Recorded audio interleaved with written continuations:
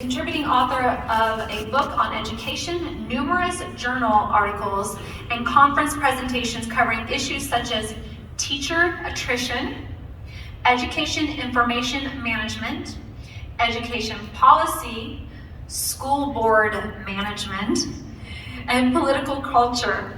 She received her doctorate from Southeastern Louisiana University, where she was awarded the Preston B. Allison Outstanding Dissertation Award. Wow.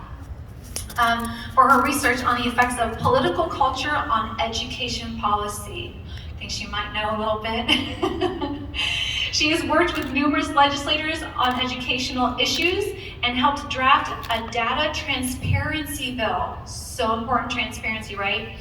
That was signed into Louisiana law in 2014. She is a strong advocate of classical education and parental rights. Please give a huge round of applause for Dr. Elizabeth Meyers.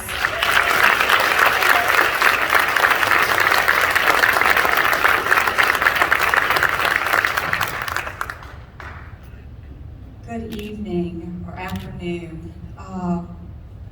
It's a privilege to be here with you. It's always humbling when I'm asked to speak. Just bear with me because I'm going to be kind of like the last speaker, a little bit nerdy, which is what I like to be anyway, but you might not. I'm sitting there listening to the commissioner, and I'm like, I feel like I'm back in Louisiana. When I moved to Tennessee, I thought that I was moving to a more conservative state. And then I had deja vu when I got here. And so I'm going to talk today about Louisiana, because when I came here, and bear with me because I'm going to put a lot of data up here, but when I moved here in 2019, I had deja vu. And it was a similar political system that I'm looking at. And it was, you have to understand, Louisiana in 2011, underneath the Republican darling Bobby Jindal, brought John White, a Mayor Michael Bloomberg appointee from New York, to run Louisiana's education system. And I testified against his appointment with the state board. And so I move here and find that a similar situation had occurred when I got here. Similar policies and practices were being implemented in Tennessee.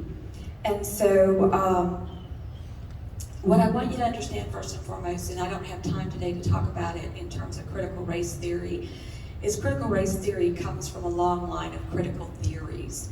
And critical theory, if you go back and Marx and all of those different people, critical theory has at its root a continual continual looking at life through the bad lens. Everything is bad. So it's just this continual building of resentment. And you have critical theory, and then you had critical legal studies, and then you had critical race theory, which has blossomed into critical fat studies, critical queer theory, all these other different critical theories. And what those theories are, when they have the word critical in front of it, is that it is to build on that resentment. It's just this continual bombarding people with darkness. It just is. And you have to ask yourself why. Why this continual bombarding? Happy people don't become revolutionaries. Happy people are content, and you can't change and create a revolution if people are content. So you have to stoke resentment. So when I moved here in 2019, I had, again, that deja vu moment, and basically looked at your Commissioner of Education as being very similar to John White in Louisiana. So I'm going to cover 3 things today, and hopefully you'll walk away with a little more understanding. One of the things about being an educator and I think if you're a teacher here, you get it, but Louisiana is famous for it, is we're going to fix education. So we bring in, somebody said this is a good program, so they bring it in. No pilot programs, no true research study on whether what you brought in did what it said it was going to do. And